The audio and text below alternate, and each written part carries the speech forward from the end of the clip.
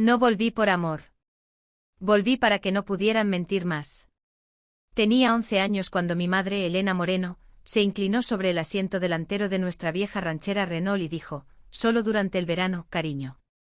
3 meses como máximo. Mi padre, David, no dijo nada. Mantuvo la vista fija en el camino de grava que se curvaba como una cicatriz hacia los Montes de León. Tenía la mandíbula apretada y las manos demasiado firmes en el volante. Me dejaron frente a una casona de piedra que parecía no haber sido pintada desde los años 60. 2 pisos, tejado de pizarra, un porche con un balancín torcido hacia un lado. Olía a resina de pino y a maquinaria vieja. Recuerdo el viento tirando de mi abrigo, la bolsa de deporte clavándose en mi hombro y la forma en que nadie me miró a los ojos cuando la puerta principal se abrió. Javier Moreno. Mi abuelo estaba en el umbral, con una camisa de franela y las mangas remangadas, una mano agarrada al marco como si tampoco se fiara del viento. No era alto, pero parecía tan sólido como si la casa fuera a derrumbarse antes que él. Asintió una vez y dijo, bueno, más vale que entres. Elena me besó la coronilla sin llegar a tocarla. David me dedicó un saludo plano con la mano. Me giré, esperando al menos una última mirada. No la hubo. La ranchera se alejó, el crujido de los neumáticos sobre la grava hasta que el sonido desapareció. Dentro, la casa crujía como si tuviera pulmones. El salón estaba en penumbra, lleno de libros apilados bajo las patas de los muebles para equilibrar la inclinación. Las paredes estaban cubiertas de estanterías, marcos polvorientos y un reloj de cuco que tosía cada hora en lugar de dar campanadas. Javier no ofreció abrazos. Señaló la escalera y dijo, tu habitación está arriba. Es la que tiene la radio vieja. No era gran cosa, solo un catre, una alfombra raída y una ventana que daba a unos campos tan llanos que parecían el cielo. Pero en la mesita de noche había una linterna y una pequeña toalla doblada. Alguien se había anticipado. Sostuve esa linterna como si fuera una mano. Esa primera noche me acosté en la cama con los zapatos puestos. No dejaba de imaginar que llamarían a la puerta, se disculparían, dirían que había sido un error, que habían dado la vuelta en la última gasolinera. Miré por la ventana tanto tiempo que la luna se deslizó por el cristal como un susurro, pero ninguna luz apareció por el camino. Ninguna voz me llamó por mi nombre. Por la mañana, la toalla seguía doblada. La casa estaba en silencio excepto por una radio en la cocina que emitía viejas coplas entre interferencias. Javier estaba junto a la cocina de gas, volteando unas tostadas con una concentración mecánica. No me preguntó si había dormido bien. Simplemente puso un plato delante de mí y dijo, come. No pregunté cuándo volverían. No podía. ¿Qué habría dolido más? ¿Escuchar pronto o no escuchar nada? Javier no hacía preguntas y yo aprendí a no ofrecer respuestas. Cada mañana se levantaba antes que el sol, el ruido de las sartenes y el silbido de la cafetera italiana resonando a través de las paredes como un mecanismo de relojería. Yo seguía el olor a café quemado hasta la cocina, donde se movía con la misma precisión que más tarde vería en sus manos cuando arreglaba un fusible roto o reconstruía un carburador viejo. El desayuno eran tostadas, siempre ligeramente quemadas por los bordes. A veces dejaba 2 rebanadas, una casi negra, otra dorada, y nunca supe si era por accidente o a propósito. Siempre cogía la quemada. Nunca se sentaba frente a mí. Se quedaba de pie junto al fregadero, sorbiendo de una taza desconchada que decía Maderas Moreno, 1974, como si ya hubiera comido en otro lugar. Los únicos sonidos eran el tic-tac del reloj de pared y el ocasional crujido de las tablas del suelo adaptándose al día. No me trataba como a una invitada, pero tampoco como a una molestia. Por las tardes, yo deambulaba. El terreno se extendía en campos de color trigo bordeados por vallas oxidadas y las roderas de un tractor. Había un cobertizo detrás del granero, mitad taller, mitad cementerio de máquinas olvidadas. Javier pasaba horas allí con las mangas remangadas, la grasa pintando sus antebrazos y una vieja radio de transistores murmurando resultados de fútbol en un rincón. Un día me quedé demasiado tiempo junto a la puerta. Levantó la vista y luego la bajó hacia la llave inglesa que tenía en la mano. ¿Quieres probar?, preguntó. No respondí, simplemente di un paso adelante. Me enseñó a aflojar el tornillo, a mantener la mano firme. Mis manos eran demasiado pequeñas. Se me cayó la llave 2 veces, pero él no se inmutó ni suspiró. Esperó. Cuando el tornillo finalmente giró, sonrió. Solo una vez, pero fue el tipo de sonrisa que se sentía ganada. No volvimos a hablar de ello. Se limitó a darme un trapo para limpiarme la grasa y volvió al trabajo. Las noches eran silenciosas. La cena era sencilla, patatas cocidas, legumbres, algún filete recalentado. Comíamos en la mesa como compañeros de trabajo después de un largo turno. La radio sonaba suavemente de fondo con música de orquesta o el parte meteorológico para el campo. Por la noche me quedaba despierta mirando las grietas del techo como si fueran constelaciones. A veces trazaba palabras en mi mente, frases que diría si alguna vez volvieran. Os he echado de menos. Vosotros a mí. ¿Sabíais que me mantuve en silencio para que fuera más fácil olvidarme? Pero nunca las dije en voz alta. Ni a Javier, ni a nadie. En su lugar, empecé a dejar pequeñas notas en el banco del taller, solo garabatos, la tapa de la grasa está suelta, o la hoja de la sierra patina. Él nunca las mencionaba. Pero al día siguiente estaban arregladas. No elogiaba. No regañaba. Pero la puerta del cobertizo nunca más estuvo cerrada con llave. Fue a finales de octubre cuando abrí el cajón equivocado. Buscaba cinta de carrocero en el viejo escritorio de roble arrinconado en la pared del fondo del taller. La mayoría de los cajones contenían lo que uno esperaría: tuercas, clavos, trapos de taller doblados, una linterna que nunca funcionó. Pero uno se atascaba. Lo sacudí hasta que se soltó y de él se deslizó una carpeta de manila con mi nombre escrito en la parte superior, con una caligrafía que reconocí como la de Javier. Me quedé helada. Dentro un documento judicial de 2003, sellado con tinta negra y cuidadosamente grapado en la esquina. Extinción voluntaria de la patria potestad. Elena y David Moreno. El aire cambió. El taller, siempre cálido con el olor a serrín y grasa, de repente se sintió estéril, distante.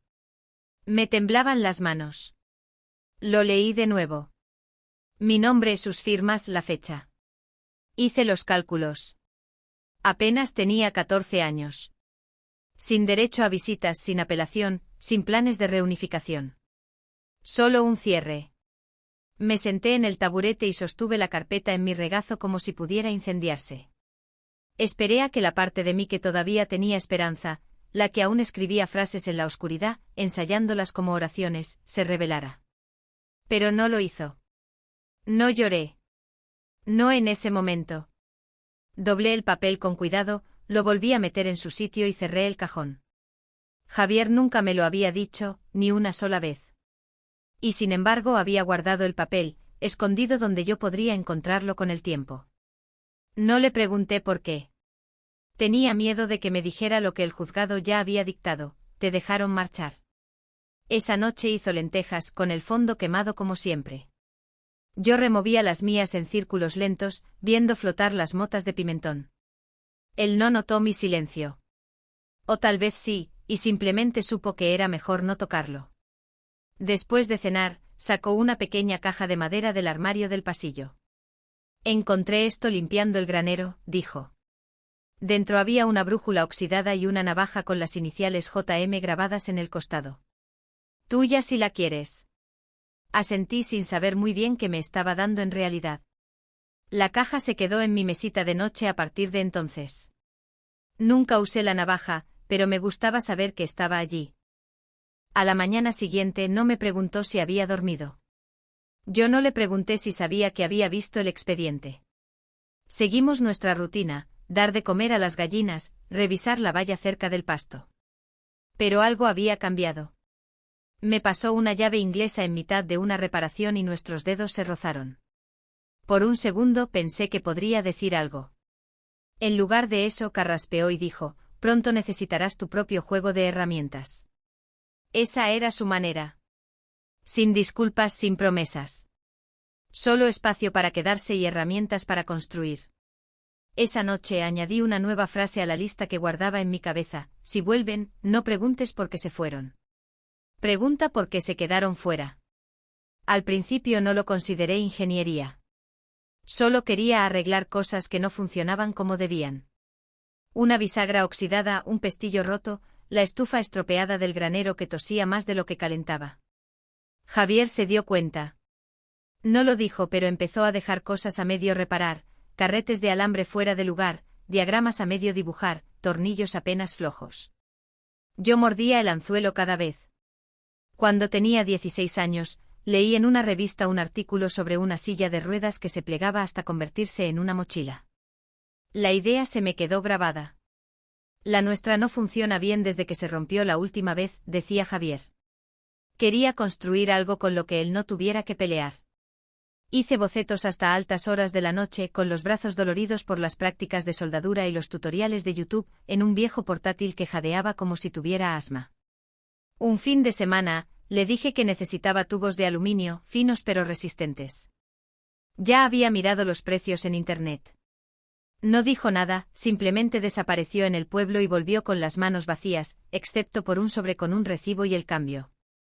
No pregunté qué había vendido, pero la próxima vez que salí al cobertizo, el viejo Renault 4L ya no estaba en la parte de atrás.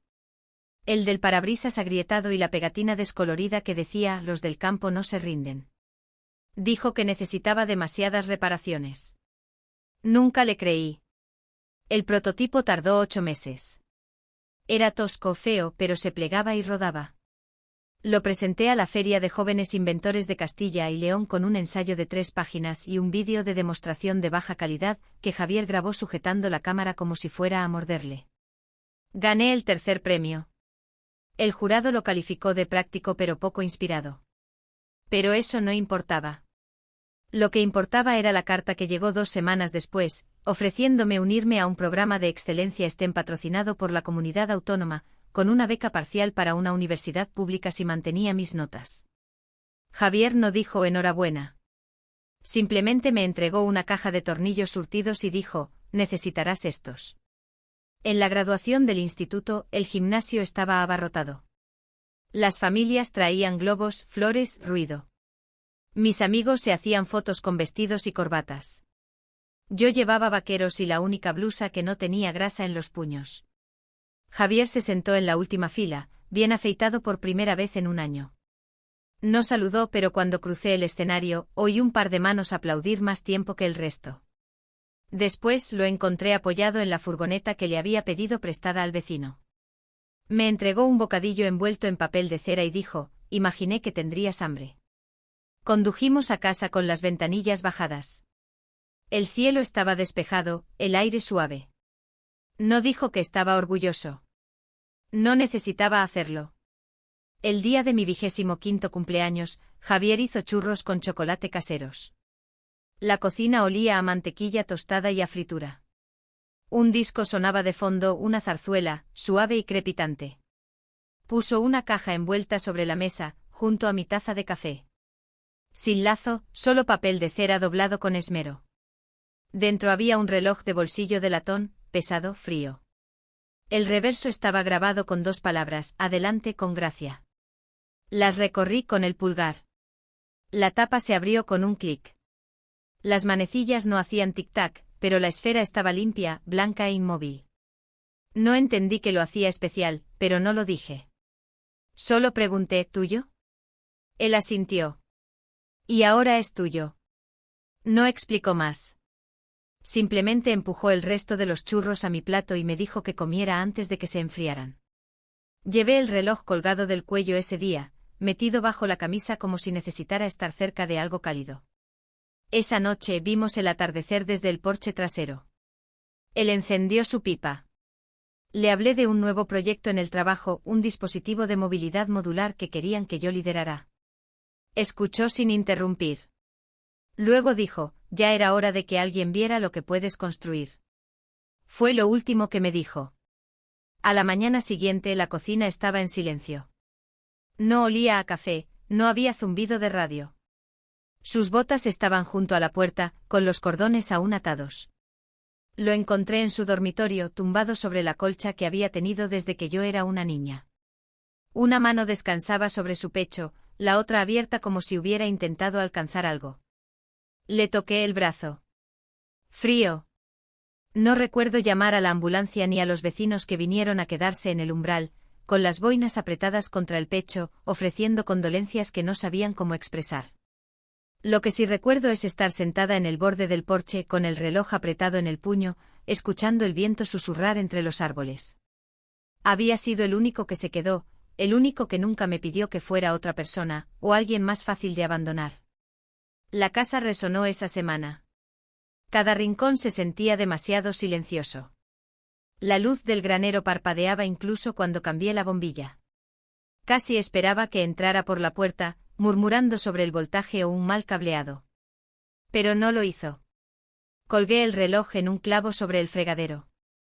No hacía tic-tac, pero lo miraba cada mañana como si pudiera hacerlo. Los bancos de la iglesia se llenaron lentamente esa mañana. Agricultores con camisas de franela, ingenieros jubilados con corbatas descoloridas.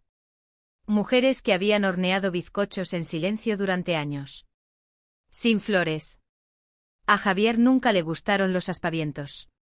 Me senté en la segunda fila, justo detrás del féretro, con las manos juntas en el regazo como si estuviera sosteniendo algo delicado que no quería dejar caer. A mitad del servicio, la puerta se abrió detrás de mí. Me giré más por instinto que por curiosidad. Elena y David. No había visto sus caras en 14 años, pero de alguna manera los reconocí antes de saber quiénes eran. La forma en que el pañuelo de mi madre estaba anudado. La forma en que la expresión de mi padre oscilaba entre la paciencia y el cálculo. Caminaron por el pasillo central como si pertenecieran allí. Los tacones de Elena repiquetearon. David asintió a algunos desconocidos. Se deslizaron en el primer banco como si nada hubiera pasado, como si este fuera solo otro capítulo de una historia que todavía estaban escribiendo. Después del último cántico, Elena se giró y me miró a los ojos. Se puso de pie y abrió los brazos. «Oh, Raquel», susurró envolviéndome en un abrazo antes de que pudiera moverme. «Has crecido tanto. Te he echado de menos». No devolví el gesto. Mis brazos se quedaron a los lados, rígidos como postes de una valla. Olía a lilas y a dinero. David me ofreció un apretón de manos, luego me acercó para un abrazo con un solo brazo. «No sabía que vendríais», dije con voz plana. Los ojos de Elena brillaron. «Por supuesto que vinimos. Nos quedamos destrozados cuando nos enteramos. Javier significaba mucho para nosotros». No dije lo que quería decir, que Javier nunca pronunció sus nombres ni una sola vez. Fuera a la sombra de los plátanos, me llevaron hacia el aparcamiento, lejos de los vecinos que ofrecían tortilla de patatas y recuerdos educados. «Deberíamos ponernos al día», dijo Elena. «Hablar de todo lo que Javier dejó». Ahí estaba. Dejé de caminar. «¿Para qué estáis aquí exactamente?», pregunté. La sonrisa de David era forzada. «Para ayudar. Es mucho que gestionar. La finca, la casa, los bienes. Eres joven. No deberías tener que hacer esto sola». Elena posó una mano con manicura perfecta en mi brazo. «Queremos volver a ser una familia», dijo suavemente. «Es lo que Javier habría querido». Me aparté. «Me firmasteis la renuncia», dije. No era un secreto. Era una carga. No me perdisteis. Me abandonasteis. La sonrisa de Elena vaciló. «Eso no es justo, Raquel». «No», dije. «No lo es». David dio un paso adelante con voz tranquila. «No dejes que la amargura se interponga en el camino de lo práctico. Dejó mucho atrás. Nos afecta a todos». Los miré bien vestidos, ensayados, ya pensando en cifras. «Aún no está bajo tierra», dije. «Y ya estáis dando vueltas como buitres». Parpadearon. Pero no esperé una respuesta. Me di la vuelta y caminé de regreso hacia la iglesia, hacia la gente que había estado allí mucho antes de que apareciera el dinero. El despacho de la abogada olía a cuero viejo y a tinta de impresora nueva, con las paredes llenas de títulos universitarios. Una ventana detrás del escritorio daba al Duero, el agua gris y baja. Se llamaba Margarita Blasco. Rondaría los 60 y tantos con una americana impecable y el pelo como lana de acero recogido en un moño. No sonreía mucho. Eso me gustó. Elena y David ya estaban sentados cuando llegué. Margarita no ofreció formalidades, solo me indicó que me sentara. Esto no llevará mucho tiempo, dijo abriendo una carpeta. Miré a mis padres. Elena tenía las manos cuidadosamente cruzadas en el regazo. David se reclinó como si aquello fuera una rutina. Margarita carraspeó. El patrimonio de Javier C. Moreno ha sido transferido legalmente en su totalidad a Raquel A. Moreno, su nieta y tutelada legal. Hizo una pausa. La tensión en la sala se hizo palpable. Elena rompió el silencio. Eso no puede ser correcto. Javier nunca discutió nada de esto con nosotros. Margarita no parpadeó. No tenía por qué. Ustedes renunciaron a la tutela en 2009. Tengo los documentos. Sacó un formulario firmado. Tinta negra, fecha clara. La boca de David se torció. Nos aconsejaron hacerlo en ese momento por la estabilidad de Raquel. Margarita continuó. El patrimonio de Javier incluye la finca, 4 parcelas de tierra circundantes, 2 patentes en uso continuo y la mayoría de las acciones de Soluciones Moreno S.L., con un valor total de poco más de 92 millones de euros. Me agarré a los brazos de la silla. La cifra no se registró. Solo oí una palabra, Javier. Elena se inclinó hacia adelante con voz cálida. Cariño, con ese tipo de responsabilidad, necesitarás orientación. Apoyo. Podemos ayudar. Margarita levantó una mano. El señor Moreno anticipó esto. Abrió un pequeño estuche negro y sacó un escáner. ¿Me permite el reloj? Dudé, luego me lo quité del cuello y lo puse sobre el escritorio. Margarita abrió el panel trasero, revelando un diminuto chip QR debajo de la esfera. Lo escaneó. Una luz verde parpadeó. Verificado, dijo. David frunció el ceño. ¿Qué demonios es esto? Margarita no le respondió. Se volvió hacia mí. Su abuelo encriptó la activación del testamento en el reloj, codificado biométricamente a su patrón de pulso. Nadie más puede reclamar el patrimonio. La documentación, los registros de testigos y los registros de encriptación están todos en esta carpeta. Usted es la única heredera, Raquel. Elena se puso de pie con la voz quebrada. No puede ser verdad. Es una niña. La miré. Tengo 25 años. No sabes lo que estás haciendo, añadió David. Esto podría arruinarte. Lo impugnaremos. Margarita le sostuvo la mirada. Son libres de intentarlo, pero les advierto que el reloj, el bloqueo biométrico y su renuncia previa a la patria potestad hacen que esto sea hermético. Perderán. El rostro de Elena palideció. Se volvió hacia mí con los ojos muy abiertos. Raquel, no querrás una guerra en los tribunales, ¿verdad? Solo habla con nosotros. Me puse de pie con el reloj frío en la mano. Tuvisteis 14 años para hablar conmigo, dije. Elegisteis el silencio. David me fulminó con la mirada. Te arrepentirás de esto. Salí antes de que Margarita pudiera decir otra palabra. El pasillo olía a cera de suelo y a algo quemado. Fuera, el río se movía lento y seguro. Sostuve el reloj con fuerza, sintiendo el tic-tac que no estaba allí, solo el eco de todo lo que Javier había preparado mucho antes de que yo supiera que lo necesitaría. Volví a la finca al anochecer. La grava crujió bajo los neumáticos de la vieja furgoneta de Javier. La luz del porche estaba encendida, aunque yo no la había dejado así. Una cosa pequeña. Pero activó algo dentro de mí. La casa estaba en silencio. Demasiado silenciosa. Hice una ronda a las puertas cerradas, nada fuera de lugar, pero aún así el aire se sentía alterado, como si alguien se hubiera quedado demasiado tiempo en el centro de la cocina, simplemente mirando. A la mañana siguiente encontré un sobre de Manila metido bajo la verja de la entrada. Dentro una notificación formal de intención de impugnar el testamento presentada por David y Elena Moreno, padres biológicos de Raquel A. Moreno, por motivos de influencia indebida y dudosa capacidad mental del fallecido.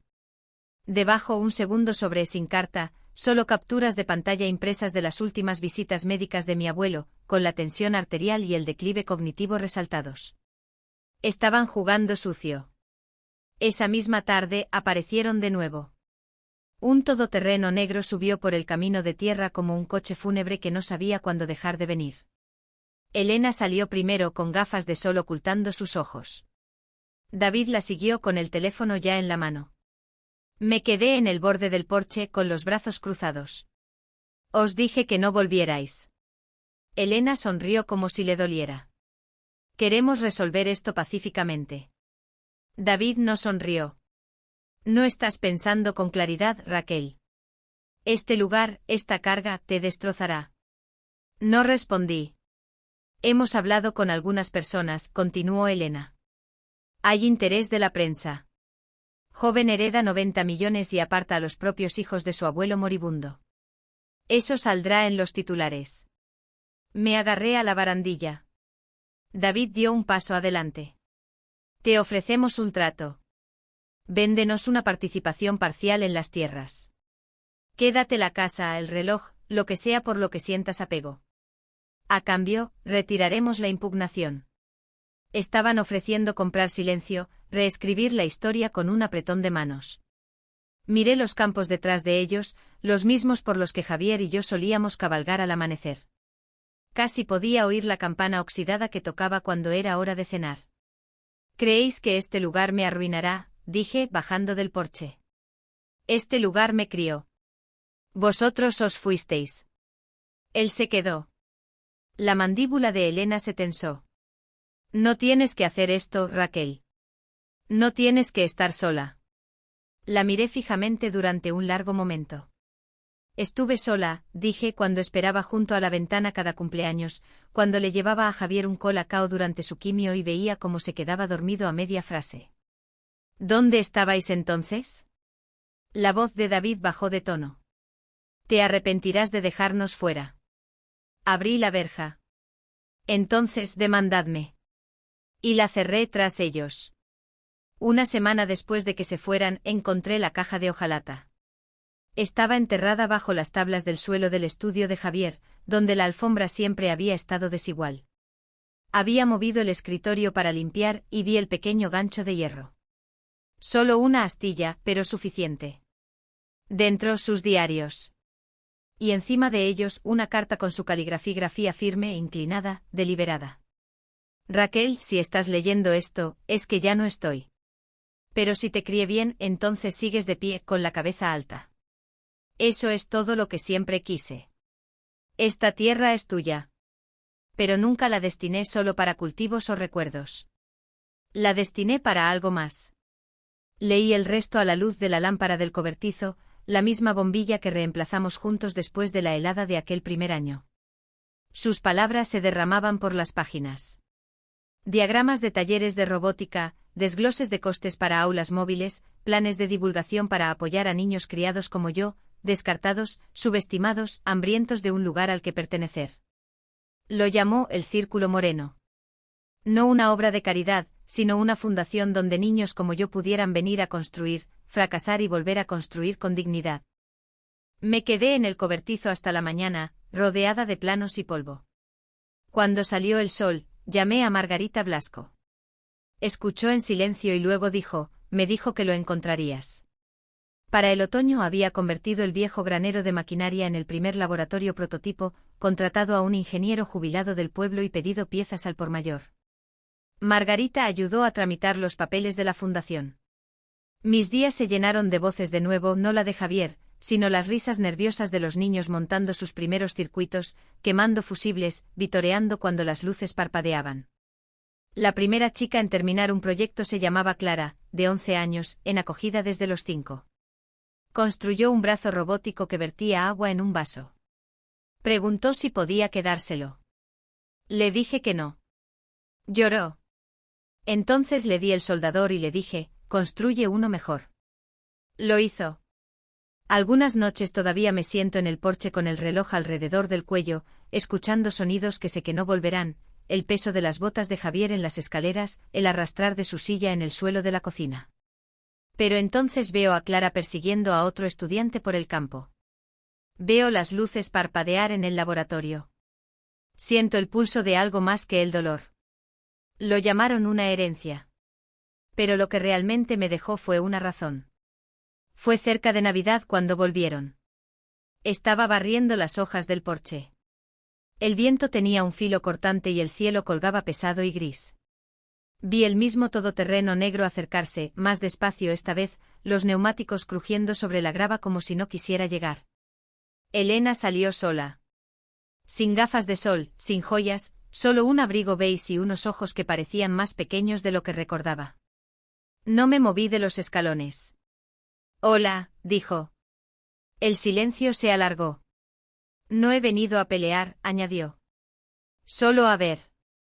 Miró a su alrededor, sus ojos recorriendo el laboratorio, el letrero que decía «El Círculo Moreno» y el grupo de niños que corrían hacia el granero con cables en los brazos. «Lo leí en los periódicos», dijo con la voz apenas por encima del viento. «No sabía que de verdad harías algo con ello». No respondí. Dio un paso adelante pero se detuvo en la verja del porche con las manos apretadas. «Siempre te pareciste a él. Incluso cuando eras pequeña». Eso me tocó algo. Pero mantuve la voz serena. «No has venido a decir eso». Elena negó con la cabeza. «No. He venido a decir que lo siento. Por todo».